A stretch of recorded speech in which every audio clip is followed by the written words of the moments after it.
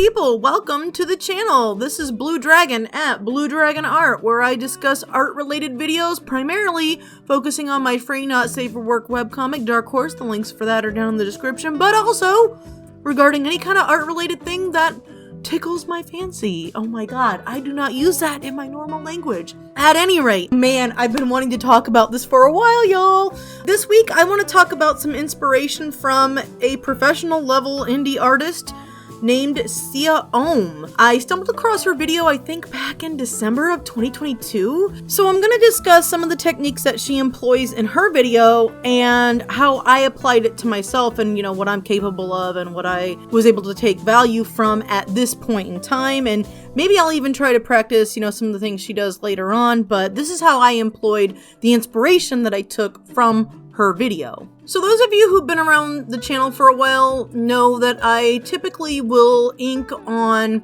Canson ink paper, which is very thin. I usually get it about 100 pages for like maybe 17-20 bucks. However, I also have in the past used Bristol for like special images and things that I want to sell at like art markets. I tend to like Bristol better because of how thick and how heavy the paper is. It's also less likely, I feel, to snag with newer pen nibs because I usually will use a Sanji style nib with the ink that I use. And if it's a newer nib, it oftentimes will dig into the thinner paper and occasionally tear it or snag it, and that's always a little bit frustrating. So I've been wanting to kind of mentally give myself an excuse to switch over to Bristol board, and this was actually kind of one of the final kickers that really inspired me to start working on the thicker paper, even though it is a little less cost effective. I'll talk about how I'm doing things a little bit different than her later in the video, but what I noticed from Siya Oum's video was that she works as large as 11 by 17, which I feel is that like executive size paper? The way things are in like the US, it's letter size, legal size, and executive size. Okay, actually, executive size is 7.25 by 10.5. I've never seen anything called A3 in the US, and that's the 11.7 by 16.5. I don't know what I'm talking about, but anyway, I digress. So she works in a very large size, which is actually not a bad idea, in my opinion. Something else that stood out about her technique, she uses brushes in place of ink nibs, which is a technique that I know both Western comic inkers and Eastern mangaka employ. With mangaka, I know I've watched videos and read tutorials and how-to books expressing that many Eastern comic authors use both brushes and nibs along with micron markers, which is the case, I'm pretty sure, with, like us in the West as well. So I myself have never used a paintbrush to ink before. I've used it like in different projects and stuff, but not to like ink the outlines in the manner that she does in her video. So all of these things struck me as something that I really wanted to kind of try in combination with improving on my character drawing and backgrounds. I'm really trying to improve my techniques so that I can create the best comic that I am capable of creating. And I know that like the tools of the trade, you can do a lot with like different tools. You don't have to have what other people work with in order to create something amazing. However, I'm at a point in what I consider to be my career where I am open to the idea of trying techniques from other people. And I think that one way that we learn about both ourselves and our craft is not only sticking to our comfort zone, but also taking advice or taking inspiration from other artists. And so that's what I really got out of this video, besides like how striking her artwork is. It's absolutely gorgeous, and I know that I will never be that level. However, it doesn't mean that I can't derive inspiration and, admire her work and strive to do better myself in a way that I think applies to my own style. I hope that makes sense, because I'm really not one of these artists that I can understand that sometimes artists feel jealousy towards other artists, and I'm not going to belittle people who feel that way or take away their right to have those emotions, But I will say that for myself, I have found that strictly feeling jealousy for either younger artists who are doing better than me or professionals in the field who do better than me, I don't feel that that is particularly useful for me. I don't feel like being jealous of somebody else puts me in the state of mind to create. And so in my own way, I found that instead of being jealous, I will take what I admire and use that as inspiration to strive towards bettering my craft, if that makes sense. And again, I'm not like belittling other people. I mean, we all feel jealousy. We all have those emotions, but I found that it stifles creativity to look at it in the way that, I'll never be that good, or I'll never, be able to attain that level of accuracy or skill. And to me, that just breeds like self-defeatism in myself. So I've, over the years, developed a different way of viewing that. And I'm not really sure, to be honest, that I really ever felt so incredibly jealous that it impeded my ability to work on art. So in a way, I guess I've not particularly been able to understand that emotion, but I mean, we do all feel that way from time to time. I guess it just doesn't usually get that deeply rooted and seated within me, because I usually will use that whenever I'm starting to feel like angry, jealous at someone. I usually will use that as like a measure for myself on trying to do better, but compete against myself more so than other people. I guess it's just a way of looking at things differently, and that's not like something easy to be able to do. It's very hard to be able to rise above some of those emotions. So it's not like me sitting here saying that other people have no reason to feel that way.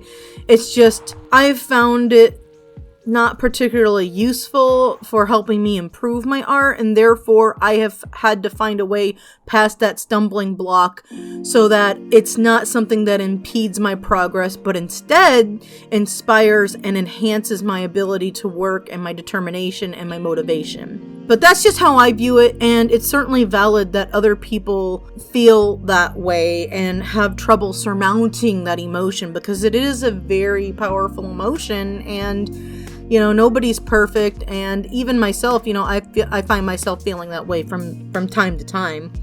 But I have to take that and transform it, because otherwise what good is, what's the use of that? What do I get out of that? It does nothing for me. So I can let that impede my art, or I can use it as a bounding off place to continue striving towards becoming a better artist. And so that's what I've used this particular video for in my own craft. I've done things a little bit differently than she did, though. I did switch over to using the porcelain dish that my partner got me. I also had gone to one of our local art supply stores and gotten some synthetic fine point brushes so that I could, I got them in a variety of sizes, but I found that one or two brushes in particular were the ones that were the most comfortable for me to use. So that's kind of how I employed her technique, in addition to getting like some large size Bristol board. For economy reasons, because I don't really have enough money to afford a ton of Bristol board and work in the size that she does. If I sketched out my drawings on letter size paper and then zoomed in on it and printed it as large as she did, I don't have a printer that could print off that size. So instead of working an 11 by 17, I bought a large thing of Bristol board, and for economy's sake, I cut the Bristol board in half and work in a smaller size. And then I'm able to, scan it in and do whatever I need to do the way I normally do things with my comic. So I did things a little bit differently than her.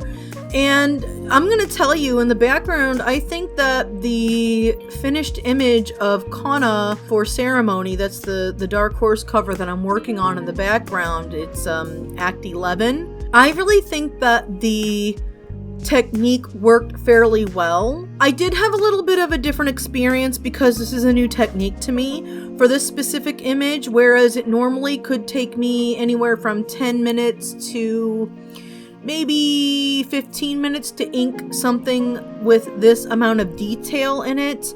It took me way longer. It took me about an hour and a half, I think, give or take. I was streaming, so I was doing a little bit of talking in the interim, so that probably slowed me down a bit. But for her, she was commenting that it's quicker for her to use the brush because the ink dries quicker than it would if she were using an ink nib. But for me, I found the reverse true because it's a new technique and probably because I was a little bit distracted when I was working on that piece. However, I was very happy with the end result, and while I initially thought it was going to be very hard for me to transition to using a brush specifically for outlines, it actually came a lot more naturally than I previously thought it would. I did do a little bit of practice on a smaller piece of Bristol before I set the ink directly to the page, and I also scanned that in before I started, because if I messed up my inking, that's the only version that I have of the sketch, so I was going to have to print it off and, trace it using my light box if I messed up. But I actually don't think I messed up too terribly bad.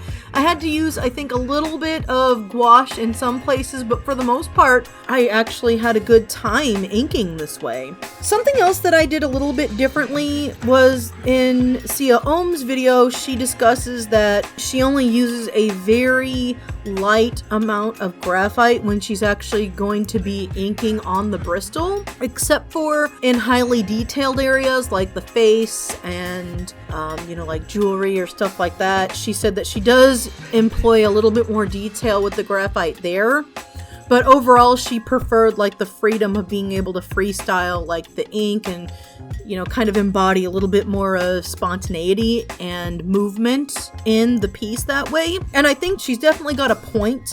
I wouldn't say that I'm a skilled enough artist, particularly with the permanent ink. I'm getting there, but I was not comfortable enough to take on that level of spontaneity as she did.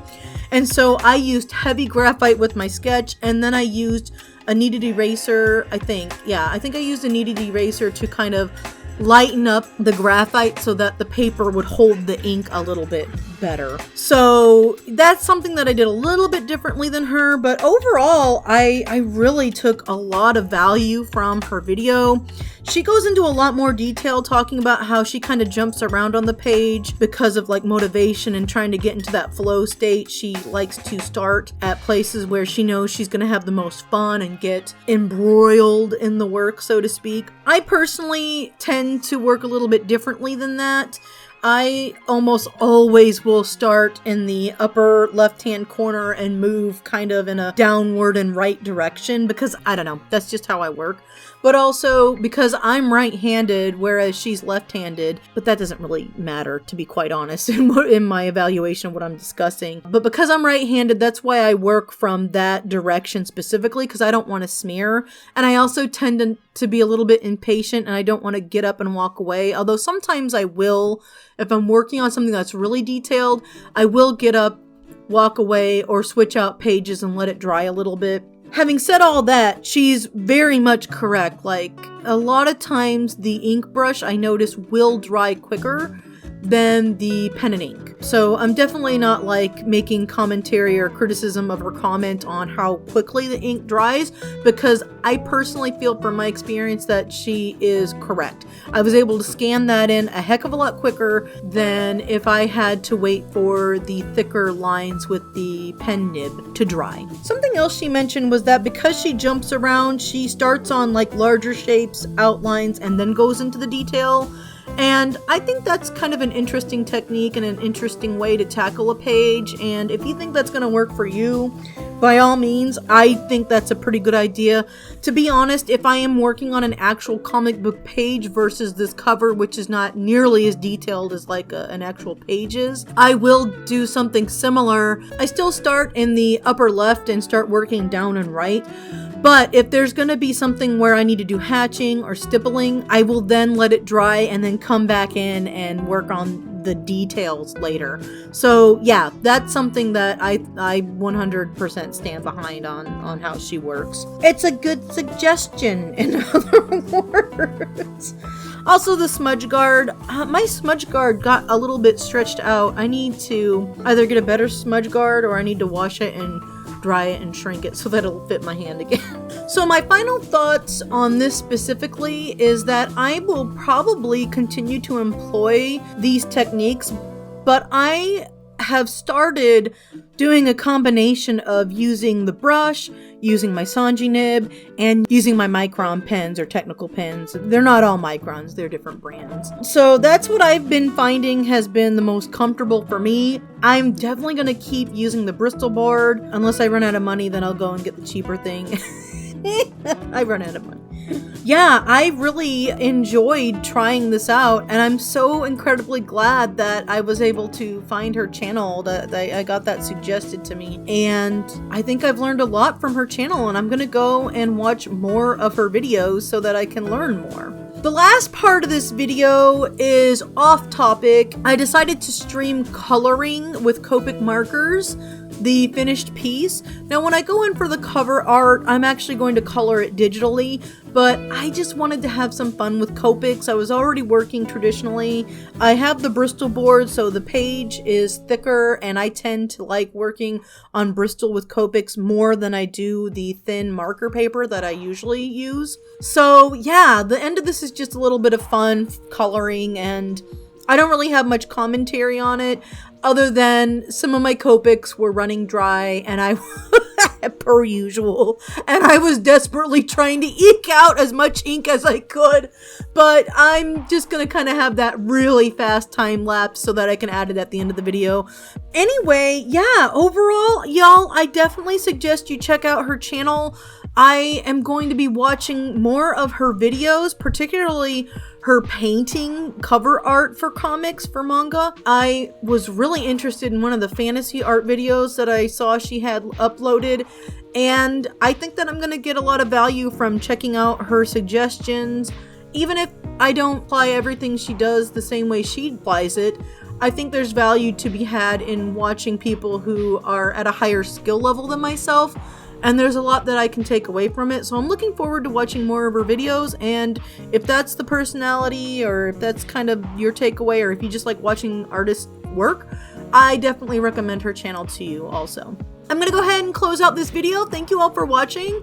I appreciate your time, and if you want to like help support the channel, I've got like Patreon and Subscribestar and Ko-fi and stuff like that. You know, that's all down in the description. I think it's in like the Linktree if you go there. Otherwise, I'll see y'all next week. Peace and love. Fare you well, and keep on trucking.